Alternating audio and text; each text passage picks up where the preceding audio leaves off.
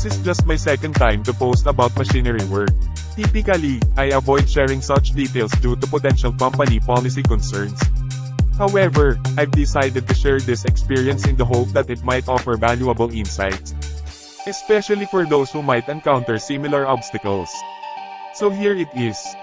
Following the safety toolbox meeting, our team immediately started dismantling the fittings of main engine cylinder number 6. We will be replacing the liner due to blow-by we experienced on the way to Japan from Balboa.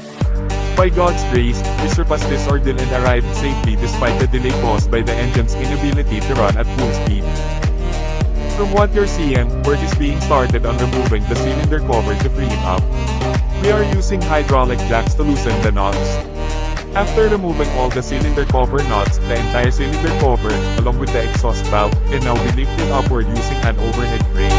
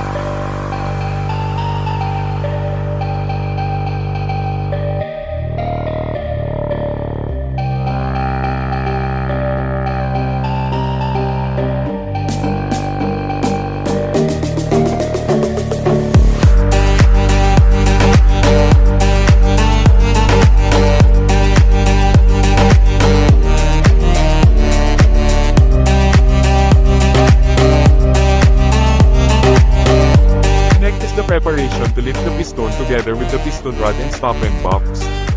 Inside the crankcase, the bolts can be accessed and removed to accomplish this. Several lifting tools and special tools are needed to safely lift this large part.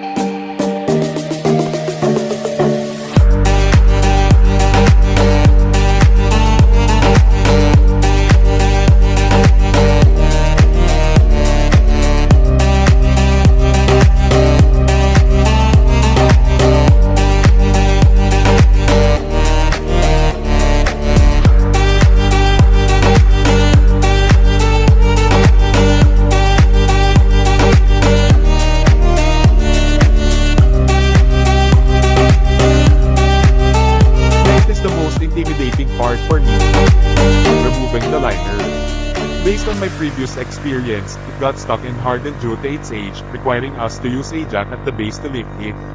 It's also frightening because the weight of the liner is almost equivalent to the safe workload of the overhead crane. There's a risk that the overhead crane might give way and the entire unit could fall, causing damage. At this point, we are removing all fittings and pipes connected to the liner. We needed to remove a cylinder cover stud bolt because the lifting tool for the liner couldn't be properly positioned. We also made clear and noted the marking on the liner that aligns with the marking on the engine body so as not to get confused or disoriented during reassembly.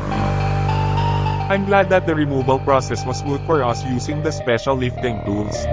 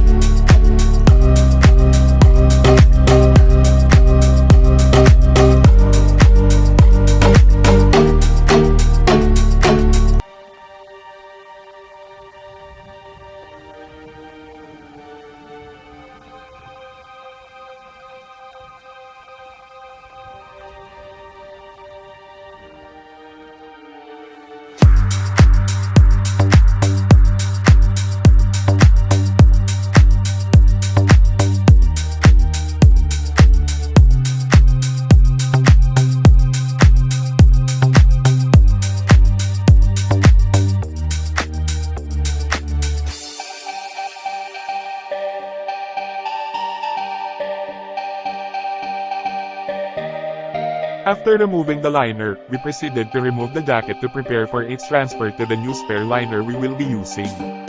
However, it was difficult to remove because it had hardened. Normally, the jacket should easily come off the liner. Once the 4 locks are removed, it should be lowered immediately. However, this time it was excessively rigid. We tried applying penetrating oil and tapping it, but it remained very hard.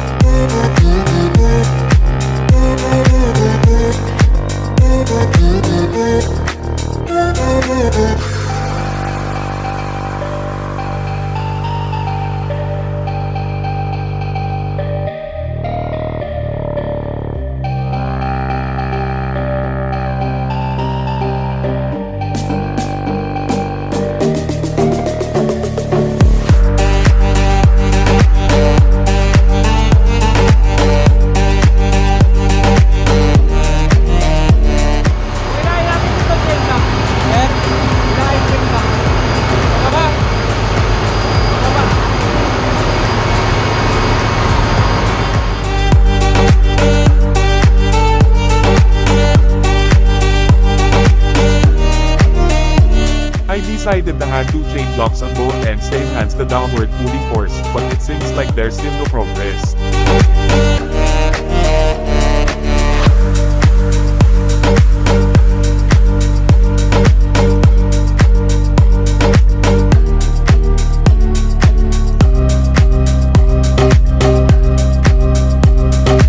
And so, I joined in heating the jacket together with the beam. To be honest, it was a bit out of frustration. Then it came to my mind that the liner was indeed hot, making it difficult for metal components to separate due to expansion. Woo! Lamigin po natin! Lamigin! Luweran! Lamigin natin! Luwe! Luwe natin!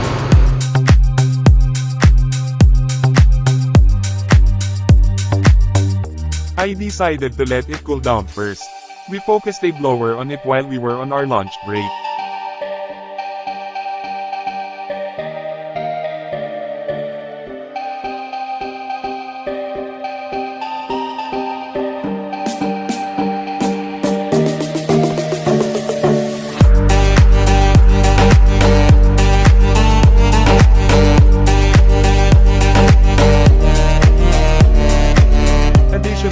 After our lunch break, we put a lot of ice inside. Thank God the catering department had plenty of ice in stock.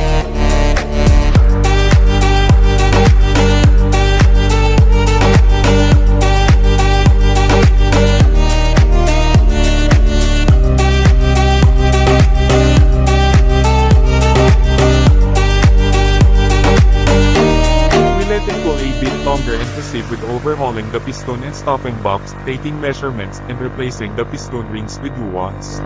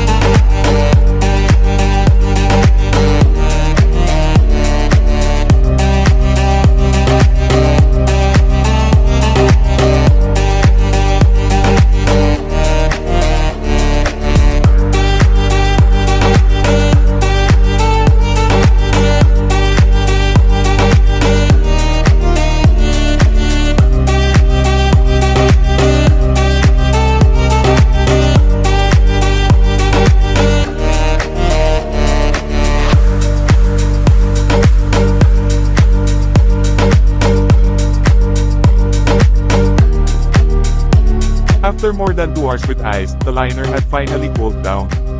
I attempted to move the jacket using the chain block and it began to loosen.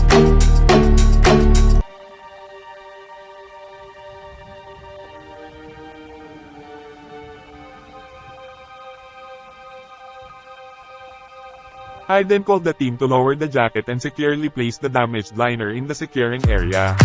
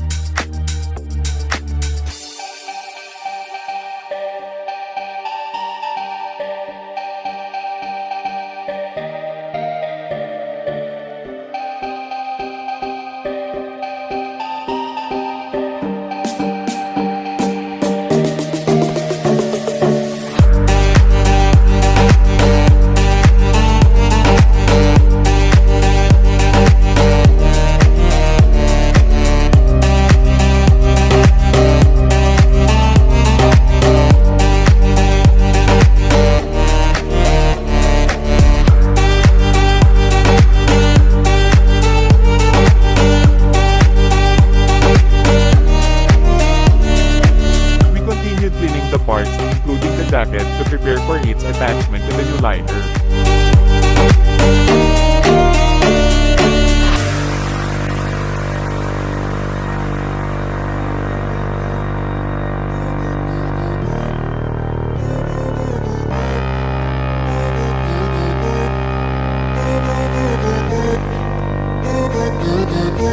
When putting on the jacket, attach few O-rings to the liner and ensure that the markings on the liner and jacket are in line.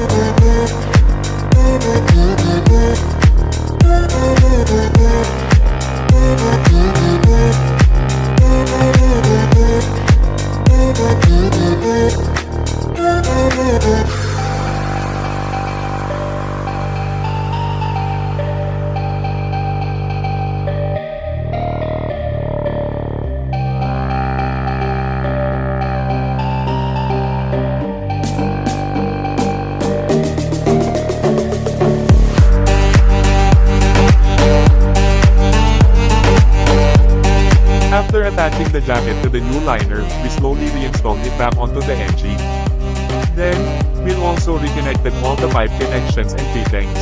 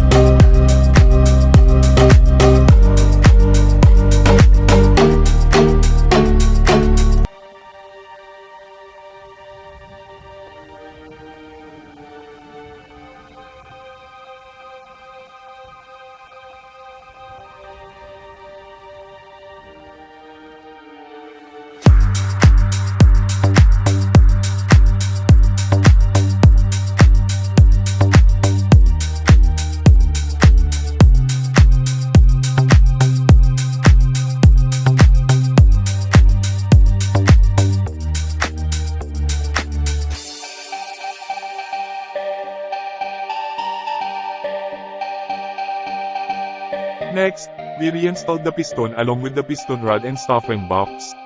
Once everything was properly tightened, we placed the cylinder cover and all other parts in good order.